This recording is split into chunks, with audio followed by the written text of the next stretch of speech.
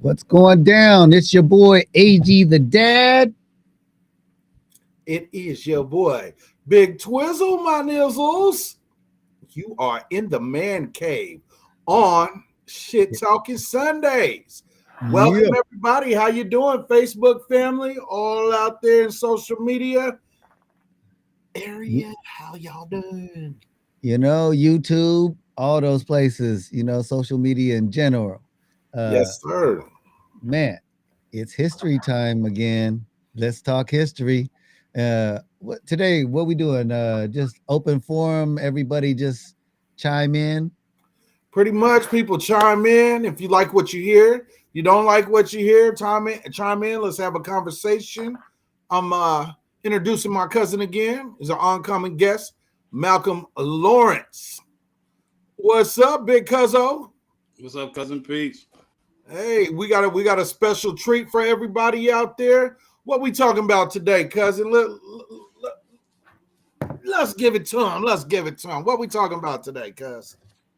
Just bringing out history on the Native Americans and the Negroes. It's going to kind of tie together who they are and the history of being Israel, the Israelites. So I'm just going to go into a few history books and tie the two things together, and maybe a few scriptures.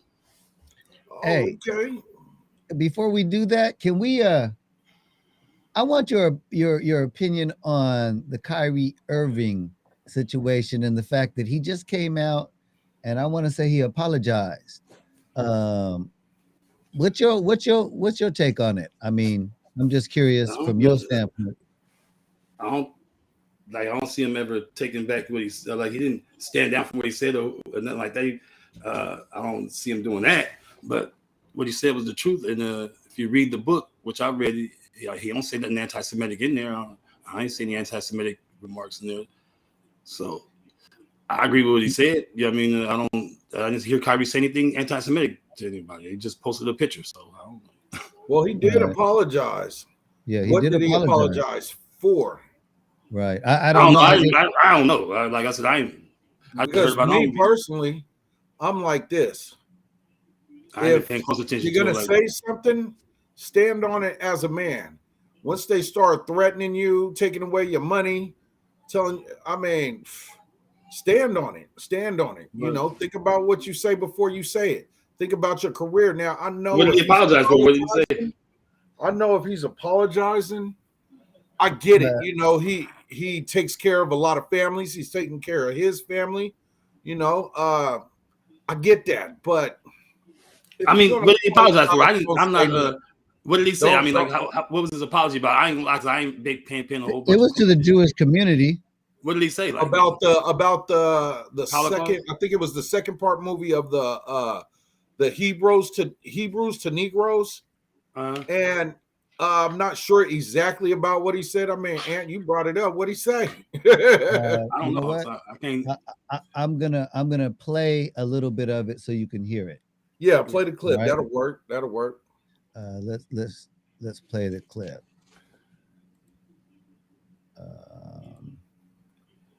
Yeah, if you're gonna say something, stand on it. You know, like for instance, Ant. Yeah.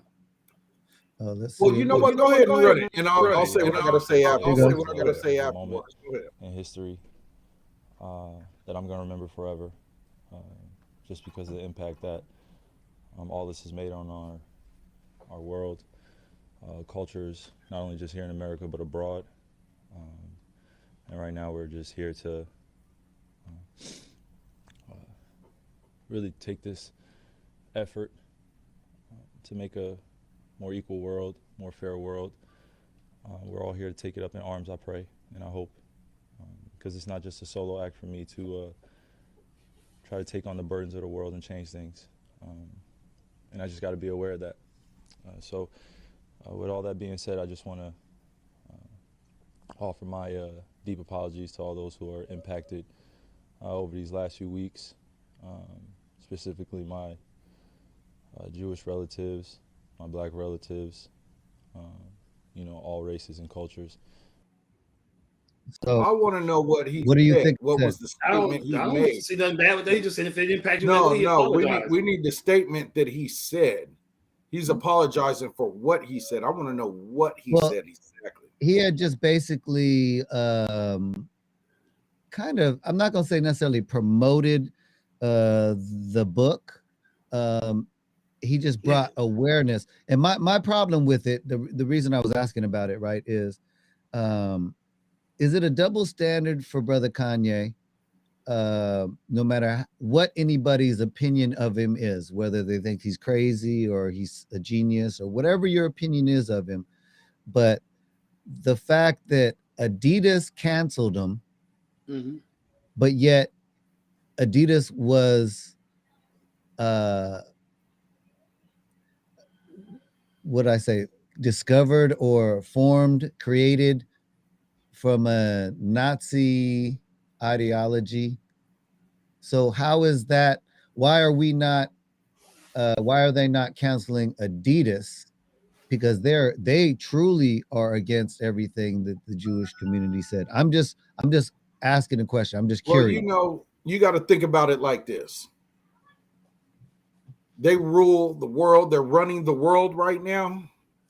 So they can do whatever they want, whether it's right or whether it's wrong. As far as that brother you just put up on the screen, there's a whole list of things that he has to do to get back in good. A whole list of things. And they can do what they want. They're running everything. I mean, what can we say or what can we do about it? We can come together and make a stand. We can come together and back Kanye, whatever, Yeezy. We can back him. What's that brother's name? Kyrie Irving. We can back him, or we could just sit here and just have a little discussion about it. I mean, it is what it is. Like I said, we're behind enemy lines, pretty much. We're enemies to ourselves. What are we? Are we gonna stand behind him, or are we just gonna let them do what they're gonna? And it's ultimately his decision on what he's gonna do. Okay, you're gonna take this away from me. Okay, this is what I'm gonna do. And now he's putting his store in clothes he putting his shoes, his clothes in different stores for a lot cheaper. I mean, are we gonna back him, or are we gonna, sit here? I feel like this, that it ain't gonna stop with either one of them, because this is Jaja in charge of all this. He making all this happen. So the awareness of who his people is and the truth of this world is gonna come out regardless. So there'll be a next person. It ain't like the first person who said this. That's entertainer. You know what I mean? Brandon T. Jackson said it. Other people done said it. Isaac Bruce said it. That it is getting his award for the Hall of Fame. He said it. Other people have said it. I mean, so it ain't gonna be the last person to say it. It ain't gonna be the last person because they got the money. No, I'm saying it ain't gonna be the last person that's gonna say that we Israel, because this prophecy is gonna come out regardless, dog. This is, like I said, God in charge of everything. So he making this happen. Right. And with that Bringing said, awareness to a people.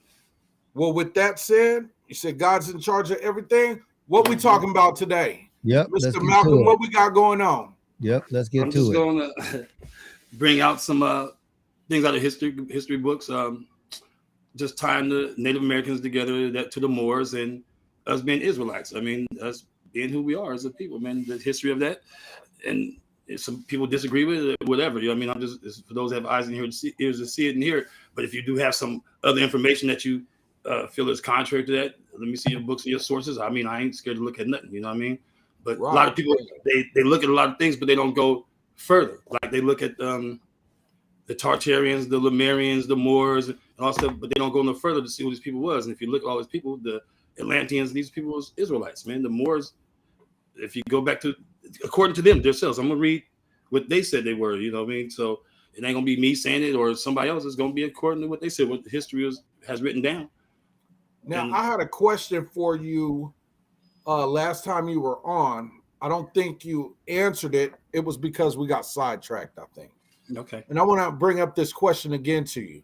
Yes, When you sir. talk about Israelites, Mhm. I'm asking again, who are the Israelites? All these races out here, you got the African, you have the so-called African American, you have the so-called Hispanics, you have the so-called Asian people.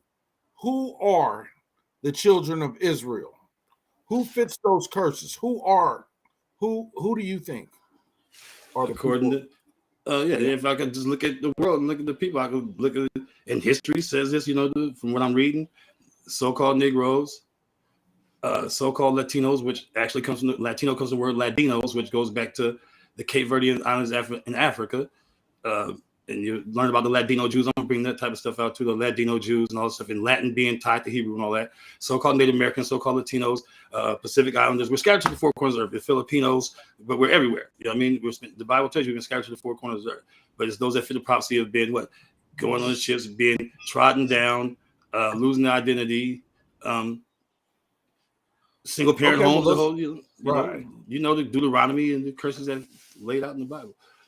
All right, But, well, let's get into it. We'll give you the floor. I'm gonna kick back and listen. Maybe I can learn something. Audience out there, please put thumbs up, subscribe to the channel. Let's get it. You on with Brother Mel? Sometimes I'm gonna be using my phone because it's quicker to get to some of this stuff in my phone. But what I'll do is tell you the name of the book, the page, and stuff like that. You know what I mean? So do you, King? You got it. Okay. So the first book I'm gonna be going into is a book called The 10 Tribes of Israel, or the History of the North American Indians, showing that they are the descendants of these 10 tribes, by Timothy R. Jenkins. But I'm gonna use my phone so I can do word searches and things of that nature, so I could get to things a little faster. 10 Tribes of Israel. Yes, the 10 Tribes of Israel, or the History of the North American Indians, showing that they are the descendants of these 10 tribes, by Timothy R. Jenkins. So I'll start out reading this. I read this portion of this part that I'm gonna read right now last time I was on here, but this is kind of significant to me. Is if you think about this, when the man is, what they say is a first-hand account from a Cherokee Indian himself. I mean, what better to hear it from than the person himself, instead of a speculation or whatever? What do they say they are? Also, we'll go into the Aztec records and show you where the Aztec records, say that they come from, or whatever, who they say they are. Well, I have a question real quick. Yes, now, sir. when you say the Cherokee Indians, when you talk about the Native Americans, now there's a lot of black. I've heard that the ancient Cherokee Indians were black. We don't go into that. We started that, right? Cover. So, well, I'm saying, listen to me. When you're saying Native Americans, are you meaning the black people that are indigenous, or are you meaning? Or you're just saying the mix, them in the tribe? Them together. They're together. They're the two sticks. Okay. It's them together. And you're gonna hear from the Moors. The Moors who are Judah. They were looking for the 10 tribes. When you books I'm gonna be showing, they were searching for their 10 tribes, brethren, trying to bring the two sticks together. They come to the Native Americans, and what you said about the darker people being here first, that's gonna be covered as well. I'm gonna touch on that as well, because it's all okay. It all goes in. All right, cool. It's okay. It's all on you, brother. Go ahead. All right, so going into the preface of this book, right here. It's called the 10 Tribes, but it starts off by saying what? Okay. Many years ago, the attention of the compiler of the following pages was first called to the subject by hearing a lecture delivered by a highly educated Cherokee Indian on the manners and customs of the various Indian tribes of North America. During the course of his remarks, he stated that when he came to study the Hebrew language, he was astonished to find so much of his own language that was pure Hebrew. And after enumerating the various words of his own language that were Hebrew, he found them to exceed 50. And he said, we were taught this by our ancestors, and they received it from their Hebrew ancestors, the 10 tribes. And furthermore, he stated that he was firmly convinced that the Indian tribes of North America were descendants of the 10 tribes of Israel, as he was of any other fact.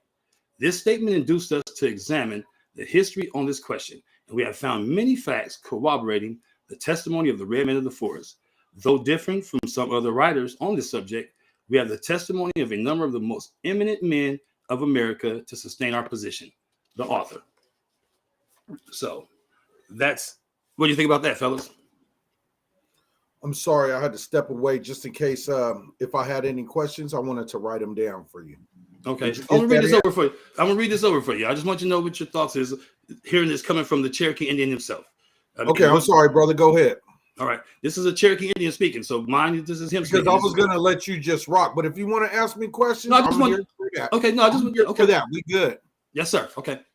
Okay, cool. Many years ago, the attention of the compiler of the following pages was first called to the subject by hearing a lecture delivered by a highly educated Cherokee Indian on the manners and customs of the various Indian tribes of North America. During the course of his remarks, he stated that when he came to study the Hebrew language, he was astonished to find so much of his own language that was pure Hebrew. And after enumerating the various words of his own language that were Hebrew, he found them to exceed 50.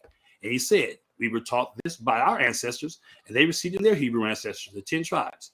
And furthermore, he stated that he was as firmly convinced that the Indian tribes of North America were descendants of the 10 tribes of Israel as he was of any other fact. This statement induced us to examine the history on this question, and we have found many of the facts corroborating the testimony of the red men of the forest. Though differing from some other writers on this subject, we have the testimony of a number of the most eminent men of America to sustain our position. The author. I think those are pretty heavy words to me, coming from the educated Cherokee man himself.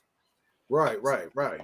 Yeah, okay, so, I mean, if he found some of the dialect being the same as his, same words, same phrases, yeah, man. I mean, and then also he said it was handed down from his ancestors that they were the 10 tribes, and they got it from their ancestors. Right. Well, this I don't really want to call it a religion. It's a culture of It's a people. It's a nationality. Yeah, it's a nationality. It's a culture. I'm not going to say it's a religion. No, I'm going to say it's a culture. It's a nationality.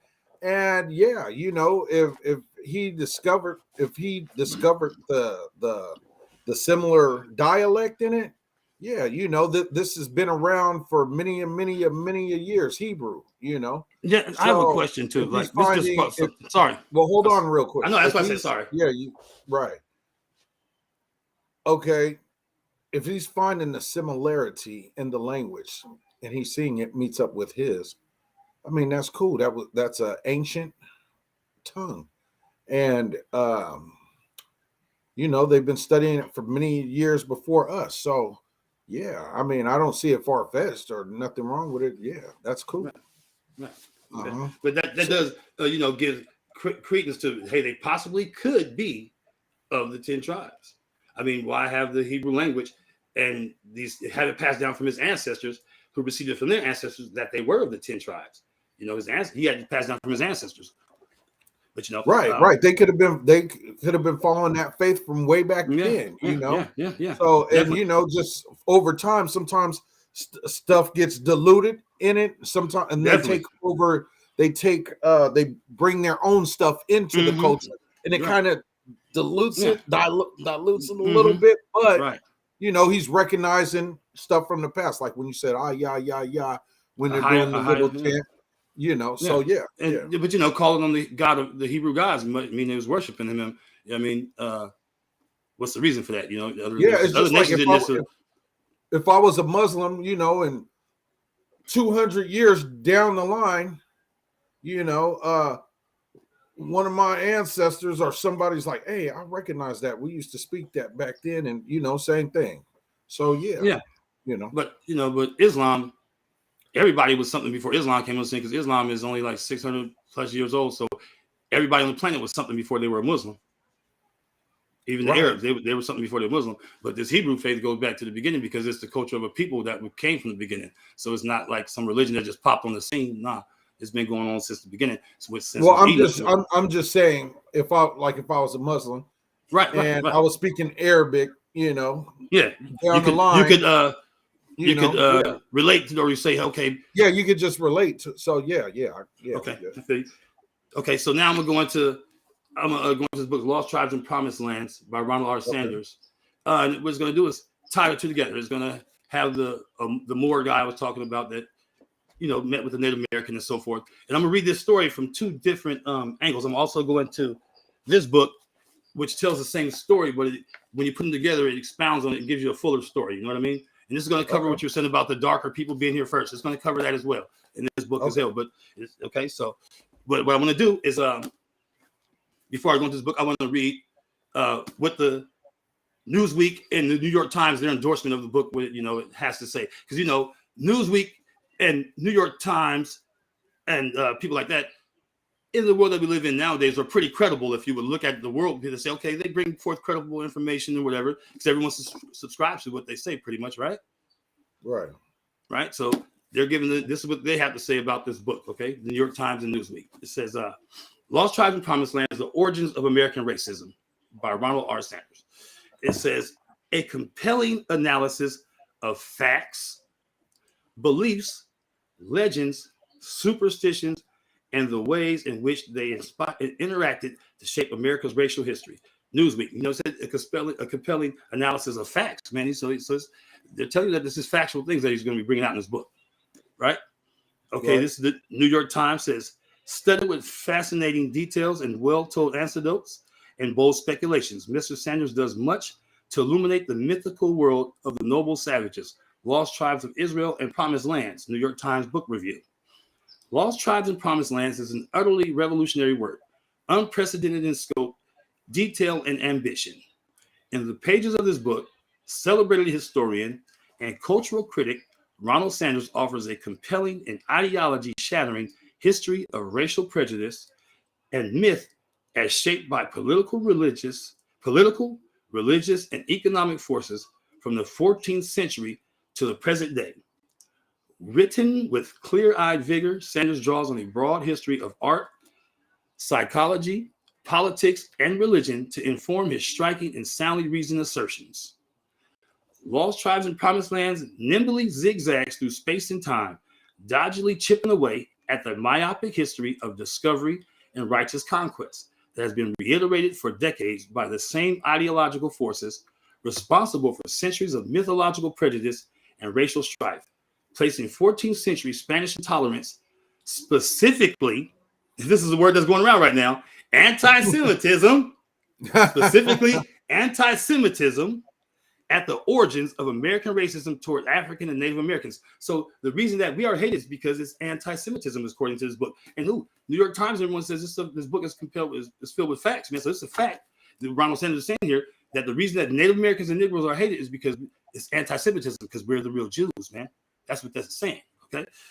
At the origins of American racism toward African and Native Americans, Sanders elegantly weaves complex threads of colonial economics, religious exceptionalism, and xenophobia into a heady and often infuriating thesis on the history of racism. Finally back in print and widely available to the general public, Lost Tribes and Promised Lands is a gripping and whatever this word is, exploding treatise on the history of the race in the world. So that's a mouthful right there. Right. Especially, with this world, the world looks at, the world we're in, New York Times and Newsweek, those are big time people, man. They bring forth credible news. You know what I mean? So they are saying that these are facts about us in here. So now I'm going to go into this story here and tie this together. In the other book, and I'm going to touch on it because I've been wanting to show this a long time. You like I always say, you're correct. There was a darker people here first. You're correct, but we're going to see who those people were. Let's see who those people were. All right. Okay, let me get to this book. I'm going to, so I can tell the public where I'm going. I'm going to page. I didn't say what page. Oh, that was a. Sorry. Give me a second here. I'm going to page 363. And the title is A Lost Tribe Discovered in New York. What is the book again? And author?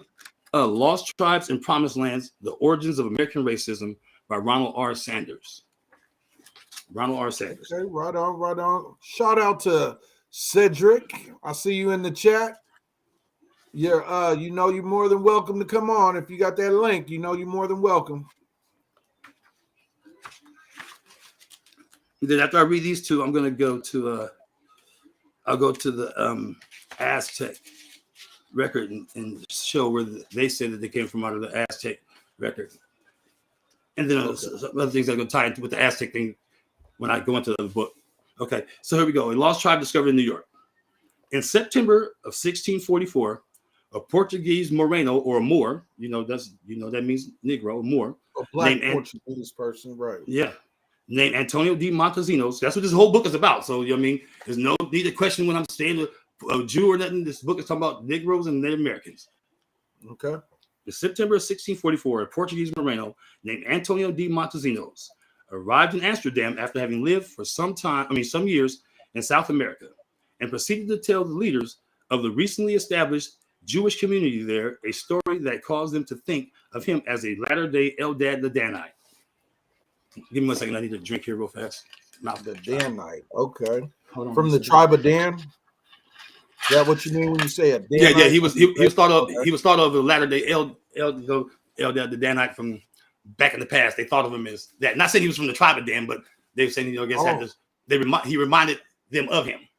Okay, got you. Okay. The story caused them to think of him as a latter-day Eldad the Danite. 2.5 years before, he told them while traveling in the wild mountains of Quito, that's in Mexico, he had heard some of his Indian guides remark that the natives of that country deserved all the suffering they had undergone at the hands of the Spaniards. When he asked them to explain why they had thought such a thing, they had replied mysteriously that it was because we so badly treated a holy people, the greatest in the world. This is touching on what you talk about, cousin, right here. That's what they were treating bad. The other book's going to expound on that. I'm listening. The greatest in the world. Nothing more had been been offered by them on this point. But later in the same conversation, Francisco, one of the Indian guides, had declared that his countrymen would be avenged upon the Spaniards in time anyways. Sorry about that. By means of a people now hidden. The two references apparently were to the same people, but Montesinos, not seeing their full meaning in that moment, had put the whole matter out of mind for the time being. Upon his return to Cartagena, the Judaizing Montesinos had found himself accused by the Inquisition and put in prison. Praying for salvation in his cell one day, he was reciting what was by then a standard formula among the New World Moors. This was the prayer that they was prayed, I guess. Blessed be the name of the Lord, who has not made me an idolater, a barbarian, a Negro, an Indian. When suddenly he be stopped. Those Indians, he told himself, they are Hebrews. Pondering this thought incredulously, and yet with growing conviction, he resolved that if he was ever released, he would seek out the Indian Francisco and try to learn the truth. Montesino's story, unclear as to the circumstances of his interaction, is equally unclear as to those of his release. But released he was, and he immediately went to Francisco, revealing himself as a Jew. Montesinos proclaimed his conviction that Francisco's hidden people were of the same race as he, would Francisco lead him to them. The two men were soon back in this rugged mountains in which Francisco had made his initial revelation, marching relentlessly for a week before they finally came to a halt. It was Saturday. It was a Saturday. Montesinos makes a point of telling us that because it was a Sabbath. So that's why they came to the halt. He made a point of letting know it was a Sabbath. Okay. And they had come to a river that was larger than the Douro. And there was echoes there of the Sambayatin and all of this. The Sambayatin River is a river that's tied to a brother named Prester John, the noble Ethiopian in Africa. When I tell you about this river, it's going to be a trip, but I'm going to read about it now. But that realm was crazy. Waving a banner of Salaki. Here, Francisco answered, is where your brothers will be seen. Waving a banner high in the air, the Indian guide soon was greeted by a puff of smoke far beyond the other bank of the river. In response to a signal, the two men waited. Eventually, a canoe appeared, bearing 3 men and a woman, all of them Indians, to the place where Francisco and Montesinos were standing at the water's edge. The woman got off and spoke to Francisco in an Indian tongue that Montesinos could not understand, although he could perceive that he was being identified in the conversation. She then turned to her male companions to explain the situation. Upon hearing her words, they rose and went over to Montesinos, and to his utter astonishment said, Shema Yisrael Adonai Elahu, they Adonai Akkad. Hear thou Israel, Lord God is Lord, is one. They had recited in Hebrew the fundamental credo of Judaism. A brief conversation then ensued in their common ancestral tongue. According to Montesinos, whose fluency in it is almost perplexing to the reader of this narrative, as it is to the 3 mysterious new companions. They had told us, so that's showing they both were speaking Hebrew languages. They were both speaking Hebrew, the Indians Right. and the Negro. They told him that they were themselves of the tribe of Reuben and that the tribe of Joseph lived on an island nearby. The day when they were to at last issue forth into the world was coming soon, they explained. But in the meantime, they could not allow visitors to cross over to them. They were willing to make an exception in the near future, however, on account of their need for education. For though they spoke Hebrew, they could not read or write it. Would Montesinos send them 12 bearded men to be their teachers? He said he would. The 4 strangers returned to their canoe, paddled back across the river, and disappeared from view. Francisco told Montesinos all he knew about these people from his own traditions. His ancestors, to their eternal shame, had indeed made war on them and persecuted them. Only the sorcerers of his tribe had perceived that they were a special people and had given warning that they should be left alone. The God of these children of Israel is the true God, they had said, and everything inscribed on their tablets is true. At the end of the days, they will be lords of all the nations of the earth. One nation will come bringing many things to this land.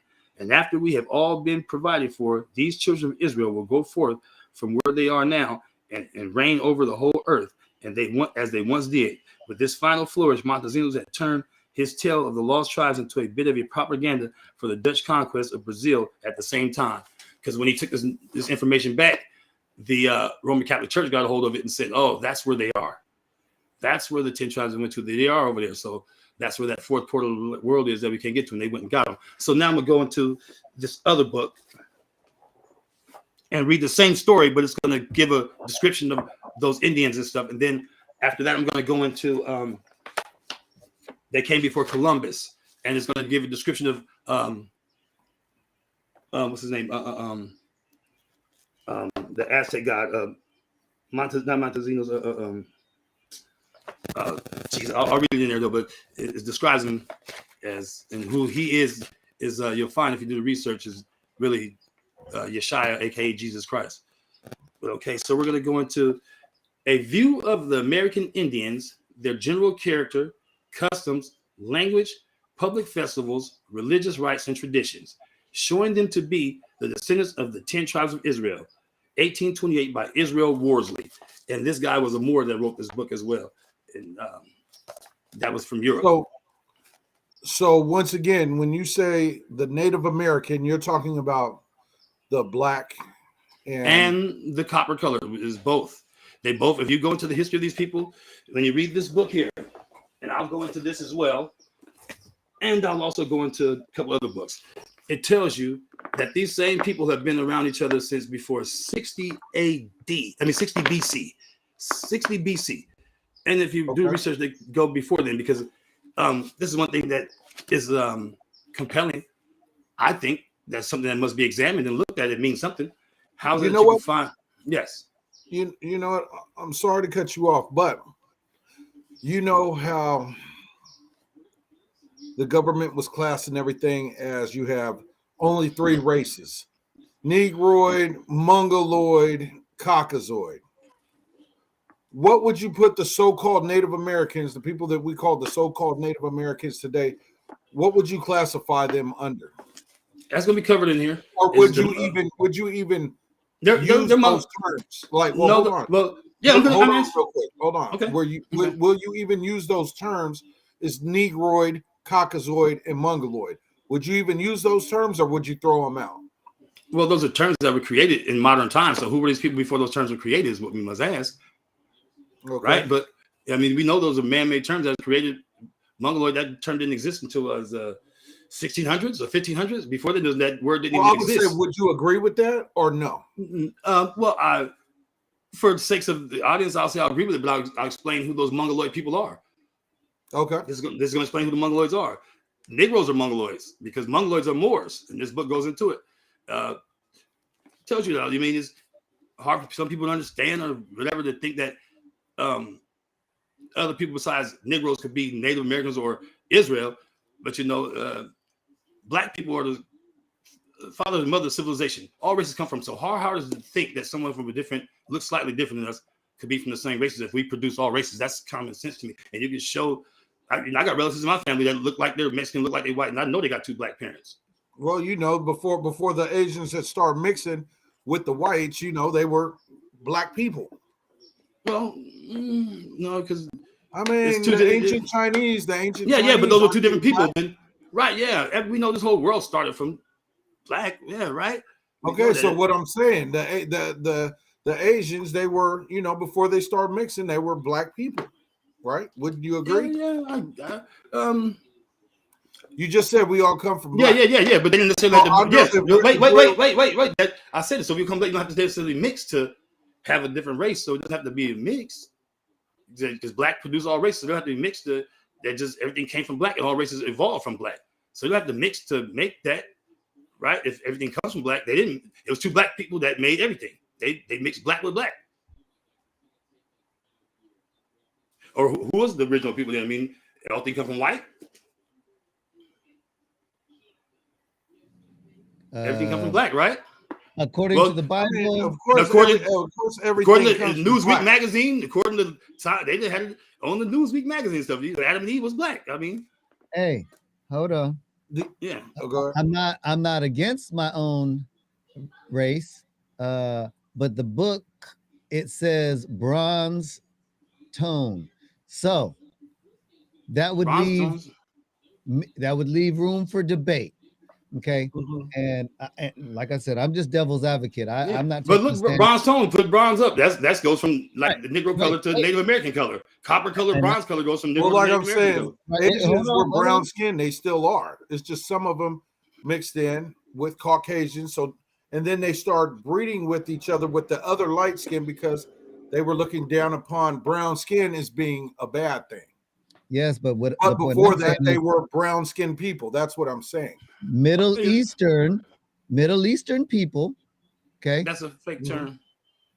Well, people that are just let them finish saying. Are Middle Eastern people all black? Then are they black like us, and they should be labeled as black people, Afro-American or African or whatever, because they come from that continent. So why are they Middle Eastern instead of being African when they're from Africa or the region of Africa? Yeah, you just said it. Because there's no such thing as the Middle East. That term didn't exist until 1901, I believe. And until then, that was Northeast Africa. So that's exactly who they are. So they're black. African. Yeah. But those people that are there now aren't the original people. Those are Ishmaelites. They came after the Arab conquering of the Jews and the Moors. That's when that happened. And they came and toppled Egypt and toppled Jerusalem and all that. That was when Islam got into that area. If you do the research, it was Hebraic faith being practiced throughout the Sudan and all that long before Islam came on the scene. In fact, Ethiopians ran all that before Islam, if the Arabs even came on the scene. You can read that in the Bible, and the history itself shows you that Ethiopians were in that land. Ethiopia ran. Yeah, go ahead.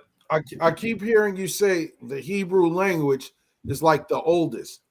Are you saying that in Samaria they were speaking Hebrew as well? Or it's been around since Samaria, before Samaria? Yeah, it's Are you saying it's the oldest language, pretty much? Yes. Scientists have said this. I can show you articles. Scientists say that Hebrew is the oldest language, and finding that Enoch is responsible for the world's oldest text. Yes, Hebrew is the oldest language. That's why all language derived from Hebrew, and even the English alphabet, the Aleph, it comes from the Aleph Bet, which is Hebrew is called the Aleph Bet, whereas it's called the alphabet. Everything stems from the Hebrew.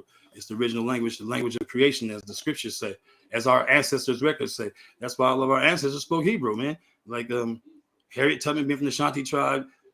Frederick Douglass, knowing he was a Moor, knowing he was an Israelite, he said, he had the Igbo spirit. If you read his ballad, he tells you he was an Igbo. He had the Igbo spirit. Igbos are Jews. I mean, that's what Nat Turner said himself. Would you say that there's a difference between a so-called African and a so-called Hebrew Israelite? No, because people got the term Africa. Africa is named after Abraham's grandson, the Shemitic. Well, I'm just saying that because, for our audience.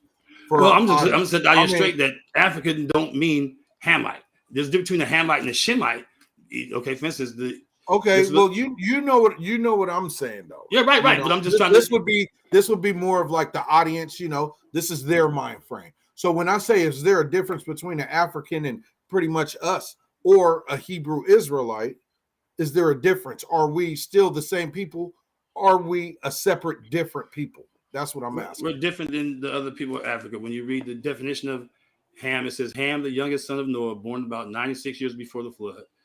One of 8 persons to live through the flood. He became the progenitor of the dark races, not the Negroes, but the Ethiopians, the Egyptians, the Libyans, and the Canaanites. It says, not the Negroes, but the Egyptians, the Ethiopians, the Libyans, and the Canaanites. So we wouldn't. So Africa. So myself and an African are 2 different people. Well, in the sense that you're saying right now, but I just want to see, we can keep it a little bit. I just want to set it straight for the audience. Africa was not named after a white man named Scipio Africanus. It was named after Abraham's grandson, Aphir. And this is written down by historians that came before Scipio Africanus was even born. But if you do the research, Scipio Africanus was actually a black Moor. So it's not named after a white man, but it was named after Abraham's grandson, Aphir, and sometimes Ophir in the Bible. So that's where Africa got this name from. And he was a Shemite. So that's why you find all the names through Africa that has the Yah in the end of it. But they changed the spelling. For instance, Nigeria, Yah, Kenya, Tanzania, Yah. All those have the Yah in it because that's identifying where Yah's people were. Okay, well, I would like to say, everybody out there, please give us thumbs up. Hit the subscribe button. Give us those thumbs up. We're bringing out this information for free to you. Malcolm, go ahead and give us some more info. Give us some more of that spinach so we can get strong in the mind, brother. I'm gonna go back now. I'm going back. I hope people remember what we was talking about with the story I just read. If they don't, let me know. But I'm going to go into this other book telling the same story, but it's going to cover on the dark people you were talking about as well, so we can get to that and cover who those people were here that were first. You know what I mean? Right. So we're going to a view of the Indians, American Indians, their general character, custom, language, public festivals, religious rites, and traditions, showing them to be the descendants of the 10 tribes of Israel, 1828, by Israel Worsley from 1768 to 1836, originally published in 1828. So I'm going to page 119, chapter 10 of this book. It is called The Hebrew Testimony. Hold on one second. Let me get another drink here, please. Do you think?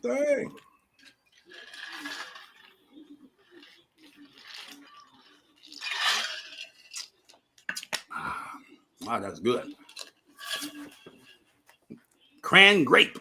He said, "Oh, that's good." When's the last time you had a drink or something, man? Been a couple of days. No, I had some wine, a little bit on 7. Drink a little bit. You know, I don't even drink. You already know me, cousin. Right. I drink rarely. Get on it the in, 18th. All right. On the 18th of August, in the year of 1644, a very small book was published in Amsterdam with the title "The Gathering of Israel," first written in Dutch by Benessa Israel, and afterwards in Hebrew by Jacob, leader of the synagogue of that city, for the benefit of the Jews generally. The Hebrew copy fell by mere accident lately into my hand, the contents of which I acquired by the assistance of a learned Jew of Plymouth. The writer was a man held in high esteem by the Hebrew people, and he gives a very good account of the person from whom he received the intelligence which occasioned his publishing the book. As a man of worthy credit, who did not appear to have any motive for giving a false account of his travels, this man's name was Aaron Levi, a Portuguese Jew. This is the guy we just was talking about, a Portuguese Jew. He was traveling on business and came to the capital of Holland a short time before the publication made its appearance. His account is as follows. He had been at Honduras, from whence he proceeded to Papuan, perhaps Papian, that is to say, he says to Quito, where he hired mules of a Spaniard to go into the country, and took with him a guide who was called Francisco. With him he proceeded towards the Cordilleras, sorry about that. Falling into conversation with his guide, he found him to be one of the original natives of America, who had much violence and injustice to charge the Spaniards with. He complained bitterly of their cruelties and expressed not only a hope, but even a persuasion that his countrymen would one day have the satisfaction of a revenge through the means of a people that were then concealed. Aaron's curiosity was much excited to know more of these people, and learning from his guide that some of them wore very long beards, others short ones, and that they observed the rite of circumcision. His anxiety greatly increased to see them, because, that was just a Hebrew custom. During this time, other nations didn't circumcise. That was only a Hebrew custom. Everybody was walking around, with Alf in their pants. This guy.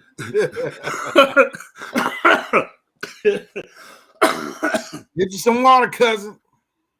Okay, here we go. Aaron's curiosity was, very long beards and other short ones, and that they observed the rite of circumcision. His anxiety greatly increased to see them, and he begged his guide to accompany him to the place where they had resided. His guide consented, and he gave him $3 to buy provisions, with a part of which the money he purchased canvas shoes, and they began their journey. As they proceeded, Francisco made many inquiries about Aaron's friends and origin. He asked him if he knew who was his original ancestor, to which Aaron replied yes, his name was Abraham, and added that he believed in one God that is in heaven, and that all else is said about God is false.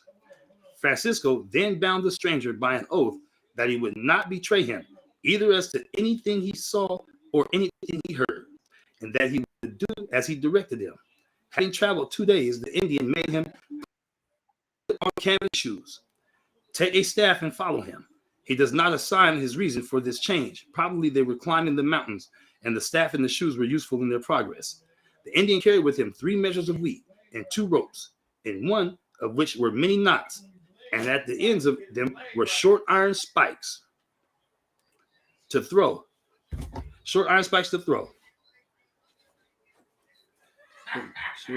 He says, among the rocks as they climbed up, on the Sabbath day they rested, and after 2 days' journey more, they arrived at the bank of a large river, much larger than the Douro. His guide then said to him, here you will see your brethren. Having made a kind of a flag with 2 pieces of a cotton cloth, he waved it backward and forward. When a great smoke arose on the other side of the river, that smoke, said the Indian, is a sign that they know we are here. He then gave another sign, and 3 men and a woman came over in a little boat. Aaron did not understand the language in which these persons spoke, but his guide understood them. They looked hard in his face and expressed great pleasure to see him, and jumped about and embraced and kissed him. They said to him, and it was explained by Francisco, the Lord our God, the Lord is one. So they just said Shema Yasha Allah Ahaya Allahaya Nawa Ahaya Kat. They just said that. As they just, we just read in the other book. Read Deuteronomy 6:4. They used signs which the guide explained. They evidently knew that he was a Jew. They said Joseph dwells in the midst of the sea, and held up 2 fingers, first joined together and then held them apart, to imitate that they were 2 families descended from one head, Manasseh and Ephraim, and added, there will be a day on which we shall all meet, and you will tell our brethren that you were the first that came here to us. No one of them has been seen here before you. Upon this, Aaron made a motion to get into the boat, but they checked him. They checked him, and struggling with them, he fell into the water. They took him out, but refused to let him go over with them. For 3 successive days, the boat continued to move to and fro across the water, bringing always 4 persons at a time, so that he supposed he saw about 300 of them. His account of the people is that their countenance were much burned by the sun. There you go, cousin. See, there go the black people that was there before them. Much burned by the sun. Much burned by the sun, that they were of all fine, tall, straight figure, many with beards, and that they wore on their heads a kind of a turban. They wore a mitri. That's why it's a kind of a turban. They wore mitri on their head, a kind of a turban. They gave directions to the Indian to tell him more about them, and then took their leave, on which the Jew and his guide returned to Quito. On their way, Aaron said to his guide, "Now, since you know a good deal about these people, you must tell me all you know, for they ordered you to tell me." The guide answer was, "I will tell you the truth. And if you are not satisfied with that, I will tell you what you want to tell you what you want, Salakia. Satisfied with that, I will tell you, and I want to know more, I shall tell you false. What I know and I learned from my ancestors, and it was handed down to them by tradition, the Almighty brought the children of Israel to this country by great miracles and wonderful works. If I told you all, you would think them contrary to nature." Because what he's referring to is the second Esdras, when it speaks of how the Most High dried the water and made the land pop up. If you tell people, they're gonna be like, "Man, this nigga, you bugging." That's why I say, if I tell you, you're gonna think I'm crazy, but this is what happened. That's right. Right? To this country by great miracles. If I told you, would think contrary to nature. When we came into this country, we had great battles with the people that lived here before us. See, there were those people right there. They was there before them, just like you said. The dark ones was there before them. Right. Before us. To go to the place where those people whom you have just seen are and make war against them, which we did, and all of our army was destroyed. Then we gathered a larger army and fought with them, and that army was also cut off. A third time, we collected all of our men of war together, and none of them returned alive. We then thought that the wizards had given this advice through spite, and they that remained rose against them and killed a great many of them. The others begged for their life, which was granted on condition of their telling the truth. Then the old man taught us that the God of the children of Israel is the true God, and that his commandments are true, and at that time will come when these people will have rule over the whole earth. Peace was then made between us all, on condition that we should never pass over the river to them, but that every 17 moons one of their people should come amongst us to make us a visit, inquire about our prosperity, and that the secret of their concealment should not be revealed to anyone who was not 300 moons old. That it should never be revealed in any house, but in the field and open air, that none might overhear. There has been communication between them and us only 3 times. The first, when the Spaniards came into this country. The second, when the ships came into the Sea of Zur. I want to know where the Sea of Zur is. That's an ancient name that we don't know about. The Sea of Zur. And the third time is the present of your coming.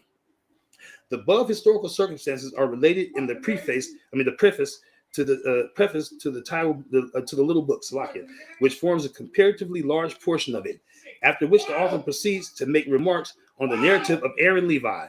He says that before this time, it was quite out of his power to obtain any satisfactory information on the 10 tribes. So it's telling you what the Moors was doing. They're looking for their 10 tribes brethren. And he came to the Americas. And then, you know what's so key about this? It's still on topic. You know, we talk about the Khazars being converts.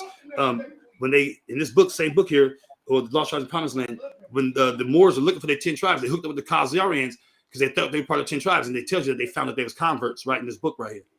They thought that, hold on, so the Moors, I say because they didn't know that they were right. The Khazarians were part of the 10 tribes. Right. But then they found them to be converts. With them being Caucasian people, they didn't know that they were Caucasian yet, because, and then plus also the Bible says, you know, if it should confusion of faces, my people are speckled birds. I got a cousin that I know is a Negro that look like a white man. There's been people that was fully black. Well, they already converted over though. Right. Yeah, they converted over. They're already in. Okay, gotcha. But you know, but the Moors looking for the 10 tribes because there was black people that lived in Khazari as well, though. When you go in history, it's black Khazars. Well, when you say Khazar is a land, Khazar is a land. Yeah, because Khazar is really Khazaria is a land, but Ashkenaz is a lineage. See, there you go. Right. Ashkenaz is lineage. Khazar is a land.